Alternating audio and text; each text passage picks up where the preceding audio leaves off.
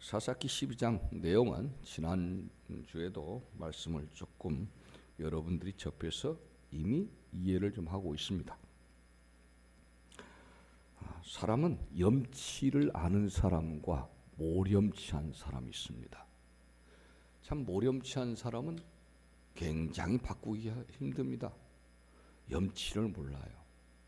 그러니까 이게 참 염치 있구나 없구나 이걸 몰라요. 그래서 염치 없는 사람은 내가 밥을 100번을 사줘도 뭐라고 하냐면 목사님 밥 한 번 사주세요. 다른 사람이 들으면 한 번도 내가 안 사준 것처럼 표현을 해요. 굉장히 기분 나쁘죠. 나는 한 번도 그 사람이 사줘서 먹어본 적이 없어요. 그런데 꼭 다른 사람이 있을 때 목사님 밥 한 번 사주세요. 아니 엊그제도 내가 사줬고 그전에도 사줬고 수없이 사줬고 꼭 사람들이 있을 때 말을 합니다. 목사님 밥 한 번 사주세요. 이런 경우는 염치를 모릅니다. 모든 사람이 압니다. 제가 늘 사준다는 걸. 저는 얻어먹고 다니는 사람이 아니에요. 늘 사줘요. 없어도 사줘요. 근데 자기는 돈이 있어도 안 사줘요. 애들 말로 야가 빠져서.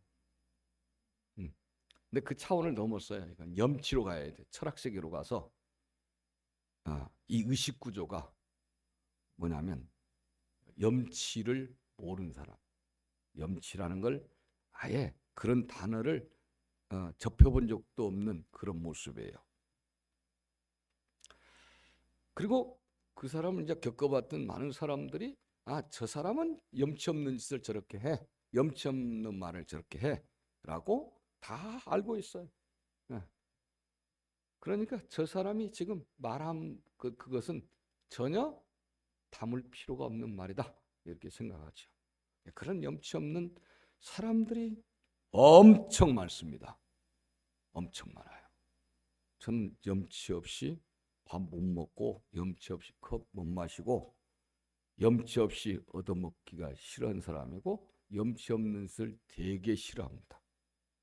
그래서 염치 없는 것은 피합니다. 염치 없는 것은 안 합니다. 차라리 굶어 죽지라는 것이 제 철학이에요. 그래서 하나님은 지금까지 그래도 불쌍히 여겨서 제가 그 염치 없는 것 때문에 염치 때문에 심하게 굶거나 그런 적은 없어요. 그래도 산다. 그래도 나는 사주고 산다. 그런 거죠. 얻어먹으려고 안 해요. 그리고 그렇게 기도해요. 베풀고 섬기고 나누고 주고 살게 해주세요. 그러면 그렇게 사라져요. 여러분은 어떻게 해요? 적당하게 내가 해야겠다. 그렇게 생각하죠. 근데 여기에 염치 없는 사람들의 특징이 있어요. 조금 쓰고 그것도 마음을 쓰지 않아요.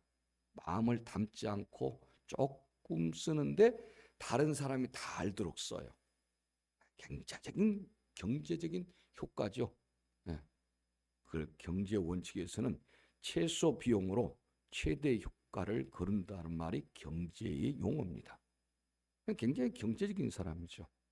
경제적으로 잘했어. 효용성, 효율이라고 합니다. 효율이 굉장히 높게 그렇게 한 겁니다. 이건 또 경영학 용어예요. 그래서 어떻게 합니까? 경제학적이고 경영학적으로 인생을 살라고 해요. 부모와 자식지간에도 그렇게 해요. 부부지간에도 그렇게 해요. 끝난 거예요. 성도들지간에도 그렇게 해요. 그건 끝난 거예요. 왜냐하면 예수님이 성경을 통해서 우리에게 보여준 건 그게 아니에요. 여러분들 듣지만 그건 계산서가 작동한 것이 경영과 경제입니다. 꼭 계산서가 있어야 됩니다. 계산기가 필요 없는 것이 사람이에요. 인간관계예요. 저한테 늘 목사님 한 번만 밥 사주세요. 밥 한 번 사주세요도 지금도 만나고 지금도 교제하고 있습니다. 왜요? 그 사람은 그 사람인데 내가 똑같이 할 수는 없잖아요. 그 사람이 그런다고 이 치사하고 매너 없고 야박하고 욕심꾸러기고 경영학적으로 살고 경제적으로 살고 있는 이 빠다바른 인간아, 내가 너를 왜 사줘? 이런 말 하지 않고 여전히 또 사줍니다. 네. 왜 그럴까요? 당신은 그렇게 살지만 나는 그렇게 안 살겠다는 거예요. 나는 예수의 사람으로 살겠다. 네. 아멘을 하는 것 보니까 아직 소화가 안 됐거나 말씀의 의미를 모르거나 그러면은 언제 끝납니까? 여러분 이해를 하셔야 빨리 끝나죠. 네. 또 우리가 늘 그런 여러 가지 계산기를 등장시키면 가족관계는 끝났어요. 형식으로만 있는 거. 엄마, 아빠, 엄마, 아내, 남편, 성도, 목사. 형식적으로만 있는 거야. 형식적으로 그런 관계를 갖고 있는 거예요. 근데 그건 뭔 미래가 있겠습니까? 네. 목사님 계산에 안 맞잖아요. 네. 여보, 계산에 안 맞잖아. 네. 계산에 안 맞대. 내가 목사님한테 100 맡겼는데 목사님 나한테 20밖에 안 했다. 내가 80 손해봤다. 이렇게 하는데 뭐가 되겠어요? 안 되는 거죠. 그런데 그런 관계로 가죠. 그런데 그 사람은 그런 거고 나는 나대로 예수의 사람 돼야 되고 그런 거죠. 네. 또 이런 것도 있어요. 우리 이 삶 속에서 보면 모든 관계에서 그냥 적당히 해주고 자기의 위치를 확보하려고 하는 사람이 있어요. 그래서 십시일반 여기도 조금 얼굴 내세기 위해서 참여하고 몇 푼 던져주고 또 여기서 뭐 원일 있다면 가서 형식적으로 좀 해주고 여기 가서 해주고 약방의 감초처럼 그렇게 하는 거예요. 그러면서 자기 위치를 확보하는 그런 모렴치한 사람이 또 있어요. 그 마음은 없어요. 근데 여기저기 기웃거리면서 누가 볼 때는 뭐 되게 감사한 사람처럼 그렇게 하죠. 바로 그 사람이 누구냐면 오늘 입다 사사를 찾아온 에브라임이에요. 이 에브라임 지파가 어떻게 보면 형님 노릇을 하고 지냈습니다. 12지파 중에서 이때는 왕이 없던 시대라 각 지파마다 자기들 멋대로 하나님 말씀을 출애굽기 때 약속했고 가나안 땅에 들어가기 전에 또 약속했던 그것을 다 어겨버리고 자기들의 소견대로 자기들의 생각대로 그냥 사는 거예요. 네. 우리 집은 우리 집대로 살고 뭐 너희 집은 너희 집대로 살고 그러지 굳이 뭐 우리가 집에까지 와서 뭐 성경 말씀 들은 대로 그렇게 할 필요가 뭐 있어. 그건 교회에서는 한 거고 뭐 이렇게 막 살던 시대예요. 그런데 그때 나름 조금씩 도와주면서 왕초노 하던 지파가 에브라임 지파였다 그 말이에요. 그러니까 마음은 없어요. 그런데 그냥 왕초노 하고 싶어서 여기 무슨 일 있으면 끼어들고 저기 무슨 일 있으면 끼어들고 다른 지파에서 무슨 일 있으면 끼어들어요. 다른 지파는 5천만 원씩 가져갈 때 지는 500원 들고 와서 뭐 했어. 근데 그렇고 큰 소리 치고 아주 염치라는 걸 전혀 그냥 볶아 먹고 뜯어 먹고 삶아 먹고 버려버린 사람들이에요. 이런 에브라임 지파. 마침 길르앗 족속의 우두머리인 입다가 아주 입장이 곤란하게 됐습니다. 암몬 족속이 쳐들어와서 난리법석을 치겠다는 게 전쟁을 하는데 암몬과는 길르앗하고는 도무지 게임이 되지 않아. 여기 봐 여기 늦게 와가지고 다른 데 보지 말고 전쟁의 게임이 되지 않아요. 늦게 오신 분들은 언제든 제일 앞으로 와서 내가 늦게 왔습니다라고 모든 사람들한테 공지를 해주고 그리고 집중해야 돼요. 여러분 창피하란 뜻이 아니라 늦게 오잖아. 예배 전에 15분 전에 와야 되는데 늦게 와서 하면은 정리가 하나도 안 됩니다. 마음 정리도 안 돼요. 생각 정리도 안 돼요. 예배 드릴 정리 아무것도 없어요. 늦게 왔으면 덥지요. 땀도 식히려면 시간 걸리죠. 땀 다 식고 나면 뭐예요? 내가 들은 말씀은 없고 서두를 모르는데 뭐가 들리겠어요? 집중해서도 안 들리는데. 성경에 여러분 제대로 열정내서 신앙생활을 하려고 한 사람 아니고는 와서 다 본문도 몇 번씩 읽고 내가 이 부분이 궁금하고 이해가 안 돼서 이번 꼭 드려야겠다라는 그런 의식도 없는 상태에서 뭐가 들리겠습니까? 땀 식자 바로 졸음이 찾아오고 잡념이 찾아오죠. 그래서 여러분 기본적으로 성공하고 뭔가 이룬 사람들 특징이 뭔지 아세요? 집중력이 다른 사람보다 서너 배씩 셉니다. 보통 사람이 15분 내기 20분 동안 집중 딱 하고 있을 때 그 사람들은 45분 이상을 집중합니다.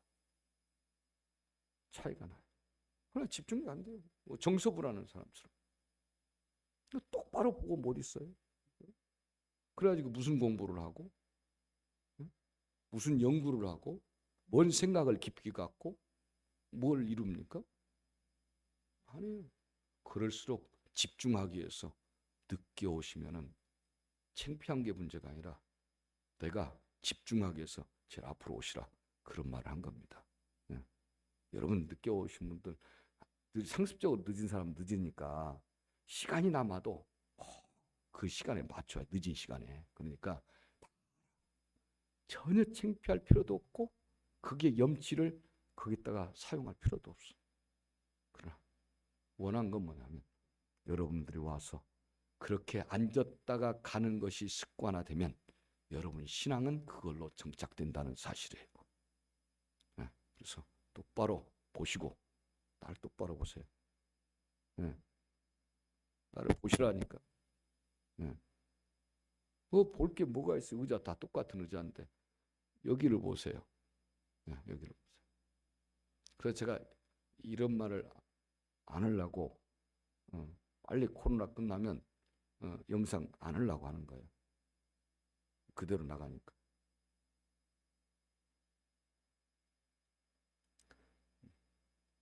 그리고 별 영상 효력이 없는 걸 제가 알겠어요.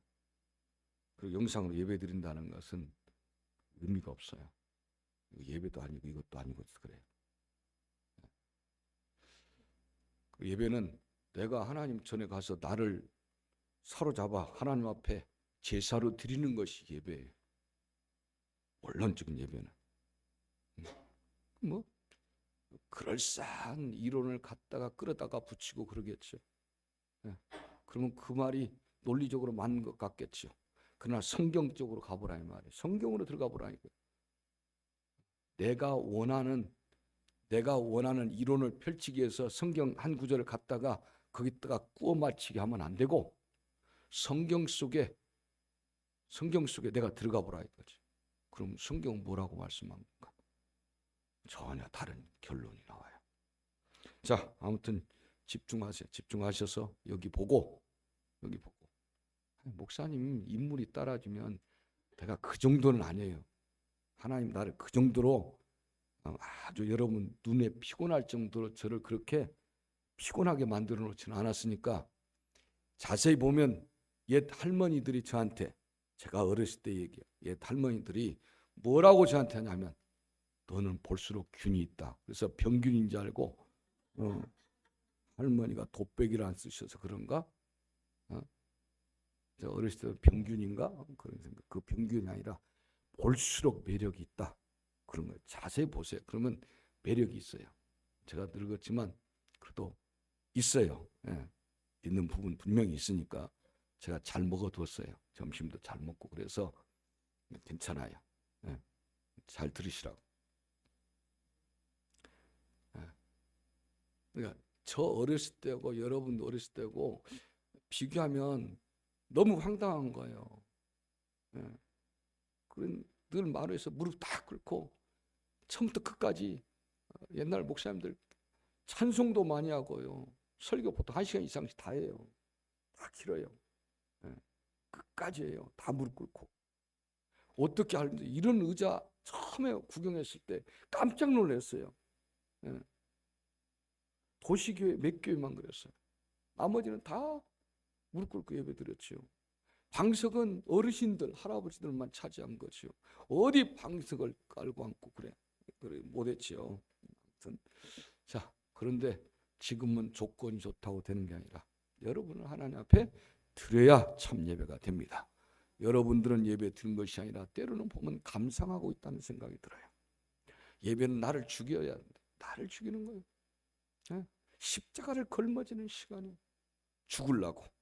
십자가를 여행 삼아서 예수님이 진 것이 아니라 내가 지고 간 십자가 골고다 언덕길에 세워놓고 그 위에 내가 달려 죽어야 되는 거예요. 내가 죽으려고 나의 십자가를 지고 가는 거란 말이에요. 그것이 기독교예요. 네. 그것이 참 기독교라고요. 예수 믿으면 편해져요. 예수 믿으면 재밌어요. 예수 믿으면 친구 있어요. 예수 믿으면 기도한 대로 돼요. 초창기 때는 그렇게 돼요. 여러분 초창기 때도 그렇게 안 된다면 믿음이 아주 지극히 없기 때문에 하나님이 그런 체험을 해줘요. 기도하면 응답도 잘 되고. 여러분이 제대로 믿음의 길에 들어가 보십시오. 여러분들이 나이 20살 먹었는데 어머니 사탕 좀 사주세요. 솜사탕 사줍니까? 엄마가 웃고 말지. 아기 때야 엄마 아이스크림. 네가 아이스크림이라는 단어를 말해? 알았어, 사줄게. 이게 설렘이다 하고 사주죠. 여러분들이 50줄 넘었는데 연로하신 어머니 아버지한테 어머님 설레임 하나 사주세요. 얘 미친놈이냐 네가 나이 먹더만 이제 50에 미쳤냐 이렇게 말씀하시죠. 안 사주지요. 그럼 제가 뚱딴지 같은 소리 하네. 응답 안 옵니다. 그러면 어머니가 나를 버렸습니까? 초창기 때 여러분들이 아직 믿음에 확신이 없고 그럴 때 하나님이 믿음의 확신을 위해서 그렇게 해줍니다. 그래서 여러분 신앙생활 시작할 때 뭔 체험이 있어요? 그런 체험도 없이 오는 거예요. 그럼 믿음의 맛도 못 보고 믿음에 들어가지도 못하고 언저리에서 주변에 경계인으로 있다가 끝나는 거예요. 제대로 하세요. 하려면 엉망진창으로 했다가 그런 사람들이 기독교를 욕보이고 기독교를 비교평가하고 기독교를 흠잡고 기독교를 폄훼하고 기독교에 대해서 알지도 못하고. 왜요? 알면은 절대 안 되지요. 기독교를 알면은 예수를 안다는 뜻이에요. 예수를 알면 하나님을 아는 거예요. 성경 어떤 스님이 덜덜 외운다는 게 성경 외운 건 머리 좋고 기억력 좋으면 다 외워요. 성경을 다 외운다고 해서 신앙은 아니잖아요. 기억력이 좋은 사람이죠. 그 사람은 차라리 법전을 외워서 판사되고 검사되고 변호사 된 게 낫지요. 왜 잘 외운 것이 신앙을 말한 것이 아니에요. 신앙은 내 삶과 내 중심이 들여진 거고 그분이 나의 머리 되는 걸 신앙이라고 하죠. 성경을 뚫어지게 알고 있다고요? 아니에요. 주님을 알라는 거예요. 성경은 주님을 알라고 했지 성경 자체를 알라고 한 것이 아니에요. 착각을 일으키지 말라고요. 나 성경 100번 읽었습니다. 그거 내세우지 마세요. 나 금식 40일을 10번 했습니다. 그런 체험이 신앙 아니에요. 체험이에요. 여러분 죽었다 깨어난 사람, 암 걸렸다가 곧 내일 모레 죽는 사람이 예수 안에 살았어요. 그거 신앙으로 보지 마세요. 신앙생활 잘한 사람한테 약간의 도움은 될 수 있지만 그것이 신앙은 이끌어가지 않아요. 그렇기 때문에 극적으로 죽을 병에서 살아난 사람들이 끝까지 예수 잘 믿는 사람은 극히 드물어요. 그 간증하고 아이스크림 값이나 받고 다니고 그런 알량한 연예인들이나 그런 사람들 하죠. 네. 연예인이 성공한 겁니까? 성공한 사람들은 여유가 있죠. 인기 떨어질까 봐서 벌벌 떨고 있는데 그건 성공이 아니죠. 인기가 바닥에 나도 내가 전할 것은 예수 그리스도고 나를 만나주신 예수를 전하는 것이고 그분을 표현하는 거죠. 자, 여러분 이런 우스꽝스러운 신앙이 되지 말고 제대로 신앙이 되고, 제가 할 때도 마찬가지. 여기에 1,000,000명이 중요한 것이 아니라 여러분 한 사람 한 사람이 하려면 똑바로 예수 믿고 가는 사람, 그거 그렇게 길러주면 되는 거예요. 많이 필요가 없어요. 네. 많은 필요가 없다고요. 여러분 똑바로 예수 믿으라는 거죠. 그리고 여러분이 똑바로 해서 또 다른 똑바른 사람을 예수의 사람으로 만들어내요. 여러분 사람으로 만들면 안 돼요. 여러분 꼭 사람을 내 사람 만들려고 그러죠. 다 놓치고 헛짓입니다. 내 사람 될 리가 없어요. 예. 부부가 살아도 내 사람 안 돼요. 저는 내 사람 될 줄 알았어요. 왜냐하면 제가 젊었을 때는 지금보다 성격이 훨씬 괄괄괄했겠지요. 여러분들의 증언을 들어보니까 제가 꽤 부리고 괄괄괄했고 한성격했다고 그래요. 네. 그럼 지금은 죽었습니까? 그러면? 네? 그래서 그런지 우리 사모는 특별히 제 말에 그렇게 제동을 거는 일이 없었어요. 쭉 세월을 지나가 봤어요. 그래서 내가 우리 아내만은 확실히 내가 제어할 수 있다라고 생각했죠. 예. 그런데 어디서 깨졌냐? 조그마한 어린 자식도 내가 내 맘대로 통제가 안 된다는 걸 그때 깨달았어요. 그런데 나이 드신 사모를 어떻게, 전혀 불가능한 이야기죠. 우스꽝스럽구나. 예.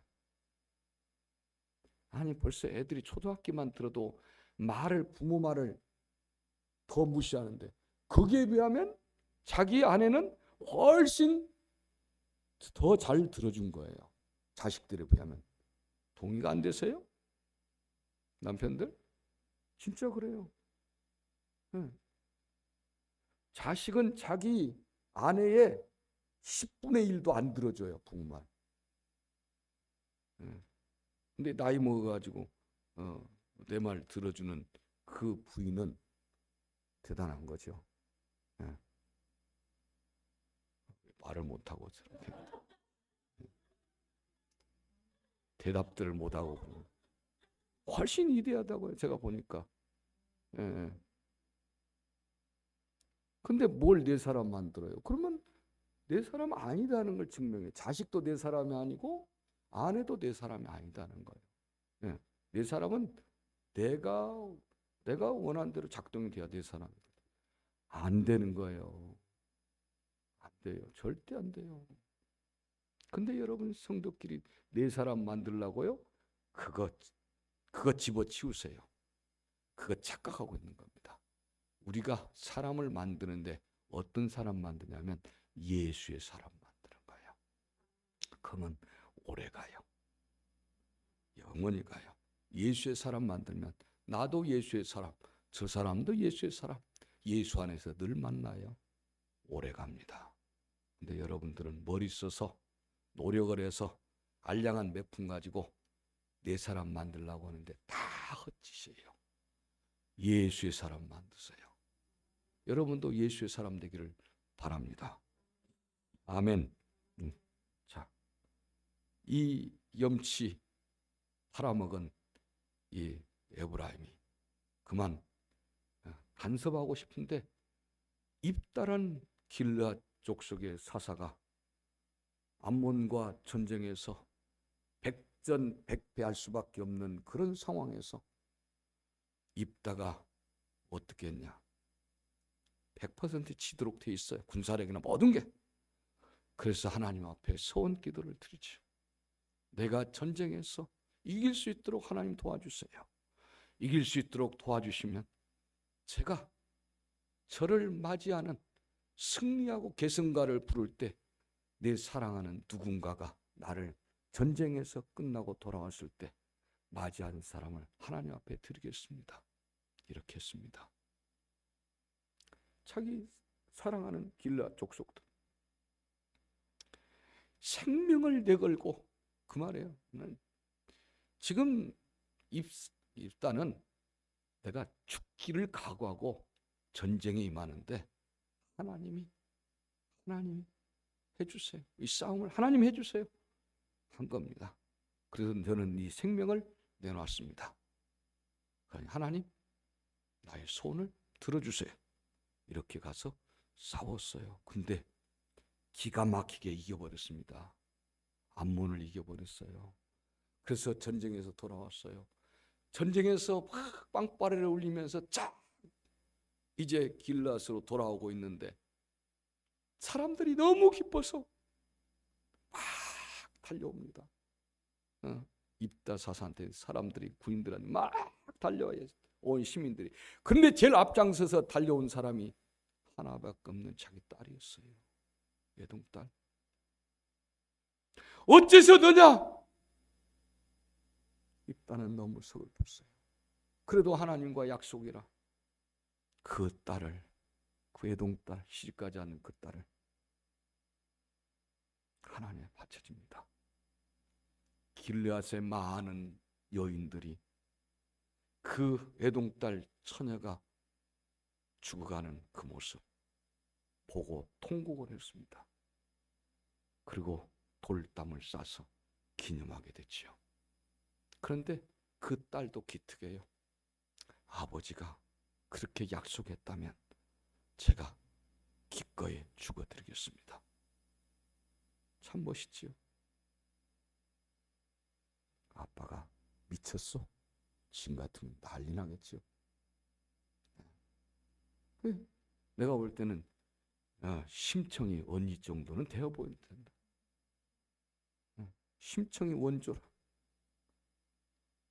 그래서 한편으로는 승리했지만 입다의 마음속에는 이 서글픔이 자리하고 있는 이때에 에브라임 지파가 지금까지 왕촌으로 됐는데, 야, 너 전쟁 갈 때 우리한테 왜 도움을 신청하지 않았어? 내가 도움을 신청했으면 우리도 도와줬겠지. 이러면서 시비를 거는 거예요. 괜히. 또 졌으면 졌다고 와서 왜 우리한테 도움을 요청하지 않았어? 그래서 졌지, 우리가 도와줄 건데. 근데 입다는 알았어요. 너희가 특별히 우리 길르앗에 대해서는 쓰레기 취급했잖아. 너희들이 쟤네들은 우리들의 쓰레기예요. 별것도 아닌 거예요. 무시했기 때문에 암몬과 전쟁에서 절대 지든 이기든 진짜 부탁을 했어도 안 도와줄 것 뻔히 알고 있었어요. 그래서 아예 안 한 거예요. 의지하지도 않고 부르러 가지도 않았어요. 와서 또 반절 내놓으라고 할 거니까 그리고 조금 하고. 이 에브라임이 그런 녀석들이에요. 그리고 왕초 노릇해요. 큰형님 노릇하고. 그래서 결국은 여기에 어떻게 됩니까? 내전이 일어나 버렸어요. 와서 시비를 걸더만 전쟁하자 이런 식으로 한 거예요. 그 에브라임과 입다의 그 길르앗이 전쟁을 합니다. 그런데 늘 왕촌으로 했던 에브라임이 입다한테 지게 됩니다.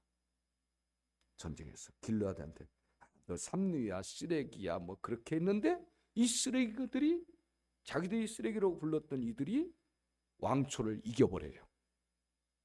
그때에 사람들이 이길 줄 알았는데 졌거든요.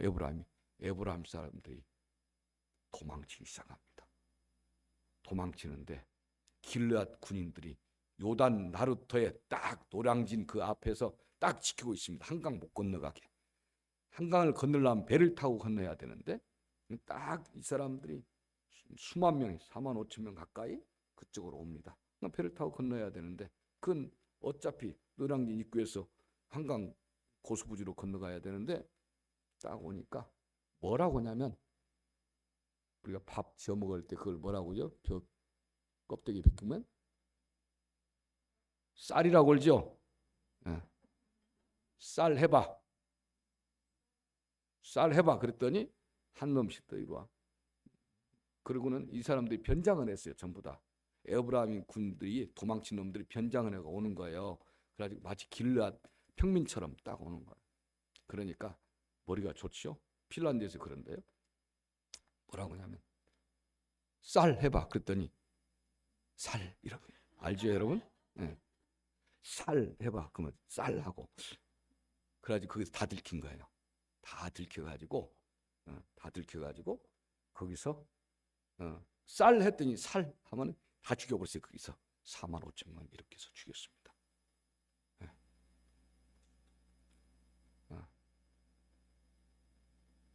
어디 갔다 왔어요? 목포요. 목포 갔다 왔어요. 아니, 목포. 표를 보래요. 목포. 응? 목표, 목포. 이거 몰라요. 그러니까 목적이 뭐예요? 목표가 뭐예요? 목포. 이렇게 한단 말이에요. 아시죠? 경험한 사람도 알까요? 자, 이런 사건이 이제 벌어졌어요.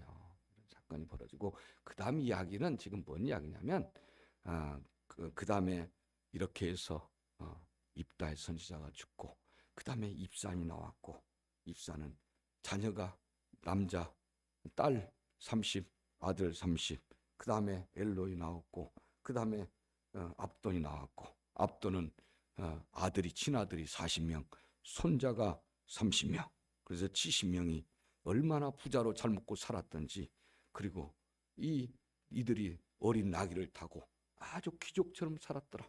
그리고 그 다음 절에 조상묘에 묻혔더라. 그런 거예요. 이런 얘기로 이제 끝나요. 그러니까 제대로 쓸모있는 놈들이 별로 없었다. 그 얘기로 가지요. 그러나 여기서 핵심은 에브라임과 길앗입니다. 그 이야기를 하고 있습니다. 여러분들이 어떻게 해야 될까요? 서로 합력하려면 이 서로 한 형제고 출애굽 때 같이 울며 불며 같이 왔던 사람들인데 어째서 이렇게 됐습니까? 합력할 줄 알아야 돼요. 염치가 뭔지를 알아야 돼요. 그러려면 서로 진정한 협력이 이루어지려면 뭐 해야 되냐? 겸손이 필요하다는 거죠. 왕초로 달라고 하지 마요. 제일 어리석은 사람이 교회 와서 왕초로 달라고 한 거예요. 아는 체 하려고 하고. 진짜는 몰라요. 주로 그래요. 남자 할아버지들보다도 여자 권사님들이 많이 그래요. 교회 쓰고 교회가 조그맣잖아요. 나는 강남 아무개 교회를 다녔는데 거기 다니지 뭐하러 와. 서울 대중교통도 좋은데.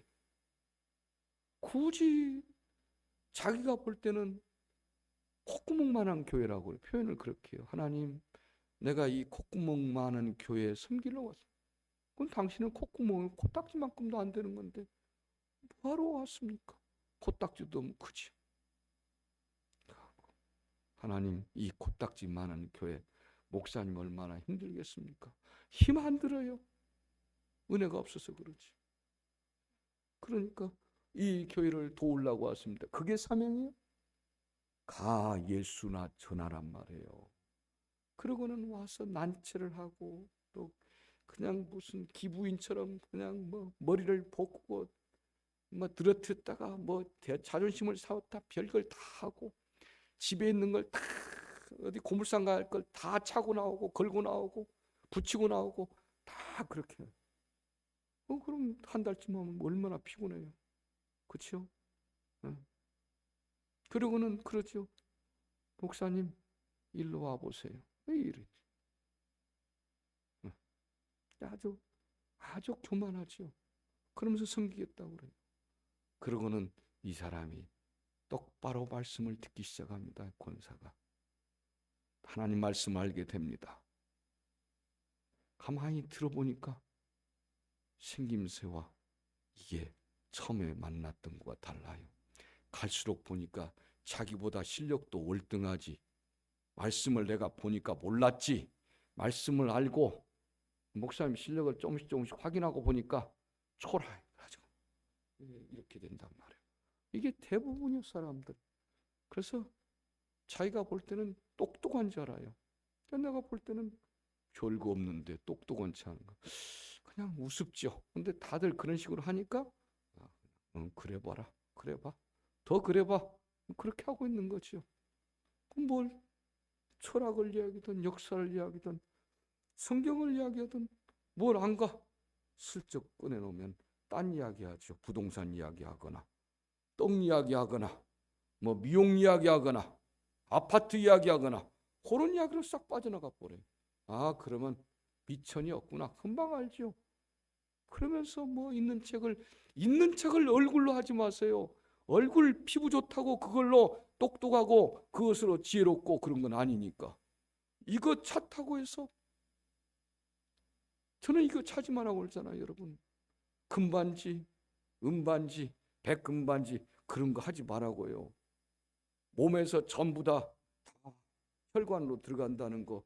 미국은 중학교, 고등학교 때부터 실험실에서 그걸 다 시험해 줍니다. 그러면 두꺼운 금반지가 점점 피부에 이게 돌아가면서 온도에 따라서 전부 다 내 피부 속으로 싹 들어가 버려요. 그래서 안쪽에서 닳아지기 시작합니다. 아니 제일 많이 거친 것은 밖에가 거친 건데 점점 줄어서 내 몸속으로 들어가서 나중에 측정해 보면 몸속에 그것이 다 있는 거예요. 이런 금속들이 되게 들어가는데 뭐가 좋겠습니까?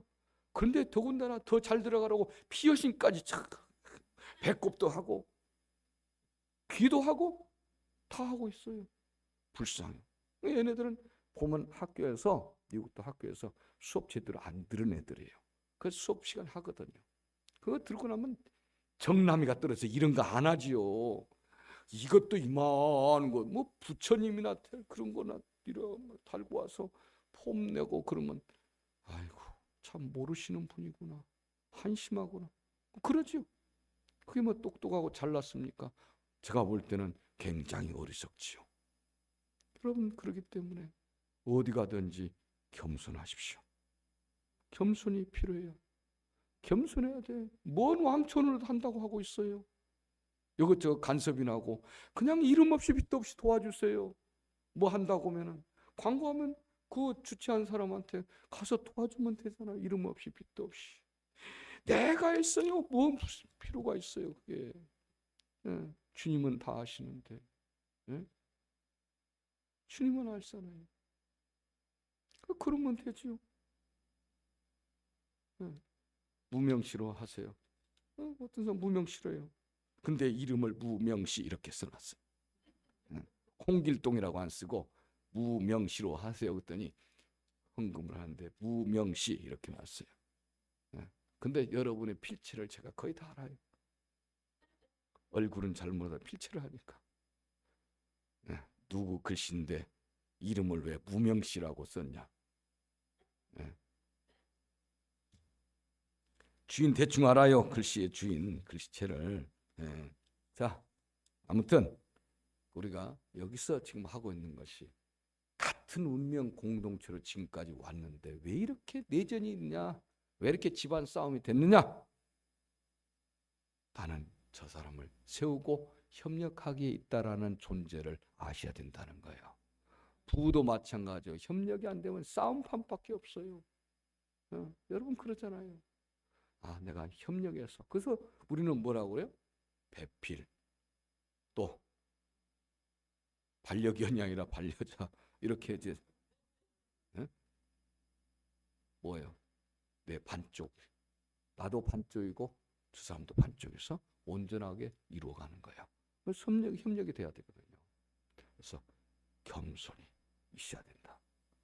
부부가 서로 실력 자랑한 것처럼 바보가 없잖아요. 내가 더 잘하라, 네가 더 잘하라. 뭐 그건 안 돼요. 그러니까 부부는 참 신기해요. 내가 초등학교 나와서도 박사하고도 얼마든지 대화가 가능하고 사상이 통일이 가능하고 철학 통일이 가능하고 신앙 통일이 가능한 거예요. 그게 부부예요. 왜요? 나 박사인데 너 초등학교 나왔고 이러면 안 되지요. 겸손해야죠. 겸손해야 하잖아요. 뭘 그것다 잘났다고 돼서. 그 다음에 기득권을 포기해야 됩니다. 에브라임은 그것 때문에 망가졌어요. 왕초로 더 이상 못해요. 기득권 포기해야 돼요. 여러분이 교회 오래 다녔으면 기득권 포기하지 말고 안내자가 되어주세요. 겸손한 안내자. 돕는 자가 되어주세요. 마지막 세 번째. 마지막이에요. 마지막이 중요한 게 아니라 처음부터 다 중요해요. 세 번째는 여러분들이 알다시피 뭐 하겠습니까? 하나님의 뜻을 찾으라는 거예요. 다 이 사람들이 하나님의 뜻을 다 잊어버리고 있어요. 그러니까 저 길앗 우리가 쓰레기요, 바보요, 멍청이요, 너희들은 내놨어요, 왕따 시켰는데 하나님을 붙잡은 저 왕따들이라도 하나님을 붙잡는 사람이 진짜 왕초구나. 하나님의 뜻을 찾았어요. 입다는요. 입다가 그리고 홍길동이에요. 서자 출신이에요. 예. 그것 가지고도 뭐 얼마나 무시했는지 몰라요. 홍길동보다 훨씬 무시당했어요. 예. 그럼 인격증하잖아요.